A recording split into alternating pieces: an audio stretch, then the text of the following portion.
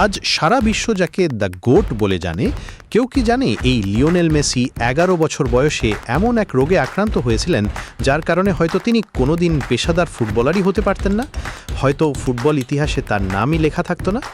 কিন্তু ভাগ্য যেন তার জন্য অন্য কিছু লিখে রেখেছিল। 1987 সালের 24 জুন আর্জেন্টিনার রোজারিও শহরে জন্ম নেন লিওনেল আন্দ্রেস মেসি।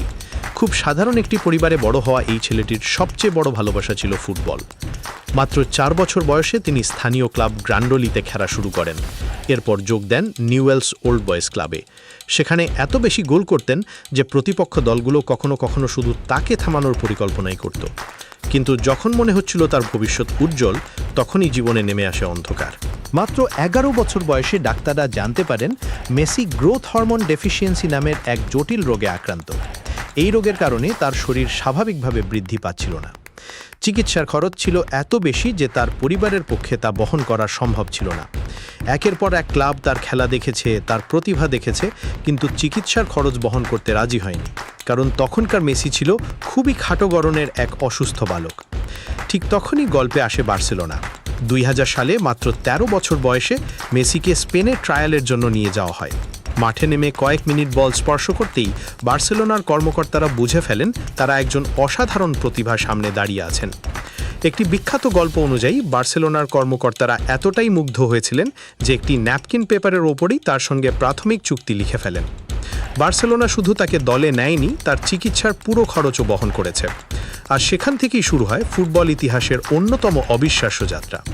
কিন্তু এই সময়ে মেসির জীবনে আরেকটি মজার ঘটনা ঘটছিল।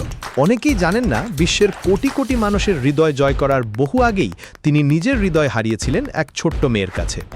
তার নাম আন্তোনেলা রোকুজ্জো। মাত্র 5 বছর বয়সে প্রথম পরিচয় হয় তাদের। ছোটবেলার বন্ধু থেকে ধীরে ধীরে গড়ে ওঠে গভীর সম্পর্ক। যখন মেসি নিজের স্বপ্ন পূরণের জন্য স্পেনে চলে যান, তখনও তাদের যোগাযোগ পুরোপুরি বিচ্ছিন্ন হয়নি। বছরের পর বছর দূরে থেকেও সম্পর্ক টিকেছিল। পরে বিশ্বসেরা তারকা হয়ে ওঠার পরও মেসি ফিরে গিয়েছিলেন সেই শৈশবের ভালোবাসার কাছেই। যেখানে অনেক তারকার প্রেমের গল্প শেষ হয়ে যায়, সেখানে মেসির প্রেমের গল্প শুরু হয়েছিল শৈশবে এবং শেষ পর্যন্ত বিয়েতে গিয়ে পৌঁছায়।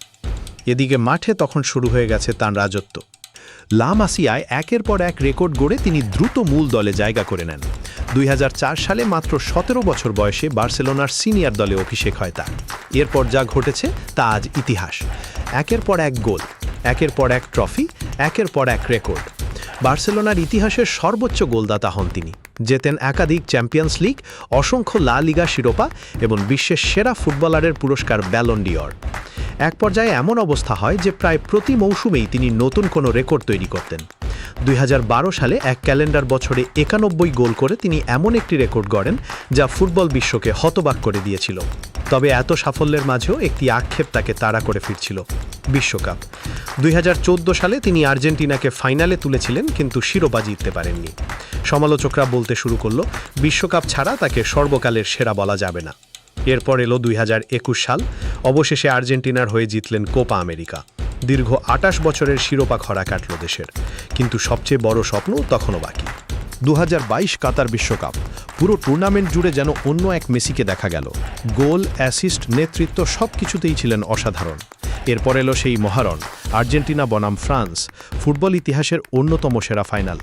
120 মিনিটের রুদ্ধশ্বাস লড়াইয়ের পর ম্যাচ গড়ায় টাই ব্রেকারে।